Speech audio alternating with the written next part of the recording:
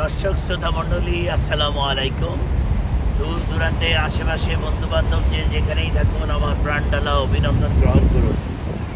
আজ আপনাদের সামনে আমি আরেকটি নতুন টপিকস নিয়ে উপস্থিত হলাম। United states of America, new York থেকে আমি সাইদুল বাকিন।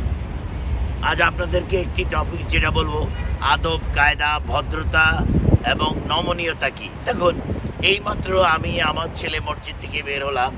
আমরা যখন চেষ্টা করি মসজিদের প্রথম, দ্বিতীয়, তৃতীয় কাতারে বসতে, অনেক সময় সুযোগের অভাবে বা সময় মতো আসতে না পারলে দেখা যায় একটা লং ডিস্টেন্সে আমরা বসতে চাই বা বসি।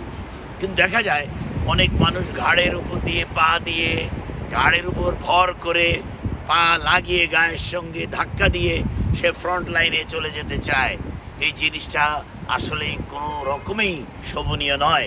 যারা প্রকৃত মুসলমান, যারা মসজিদে আসেন, মসজিদে আসার সিস্টেম আছে, আদব কায়দা আছে, নমনীয় ভাবমূর্তি প্রদর্শন করে আল্লাহর ঘরে আপনাকে নামাজ পড়তে হবে।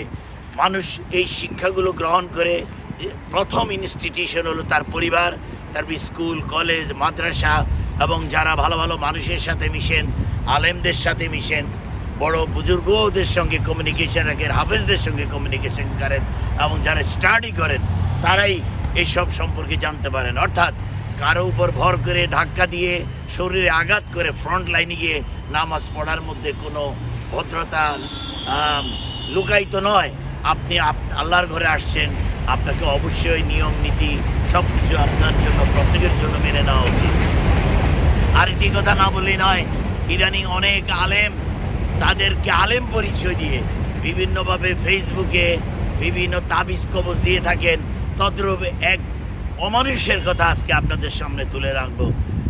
তাকে মাওলানা জুনায়েদ হিসাবে পরিচয় করেন এবং বলেন সে বাংলাদেশের শত শত মানুষকে প্রতারণা করেছে, মানুষের সমস্যার সমাধান করবে বলে লক্ষ লক্ষ টাকা নিয়ে গিয়েছে। এই ধরনের অভিশপ্ত পাপী লোকদের হাত থেকে আল্লাহ আমাদের সকল মুসলমানকে, জাতিকে, মানুষকে হেফাজত করুন এবং প্রত্যেকের বিবেক বিবেচনা খাটিয়ে জীবনকে পরিচালিত করার চেষ্টা করুন। ভালো থাকুন এবং আল্লাহর উপরে ভরসা রাখুন এবং সঠিক ও সুন্দরভাবে জীবনকে পরিচালিত করার চেষ্টা করুন। আরেকটি সুন্দর টপিকস নিয়ে আসার আগ পর্যন্ত যে যেখানেই থাকুন, ভালো থাকুন। আল্লাহ হাফেজ।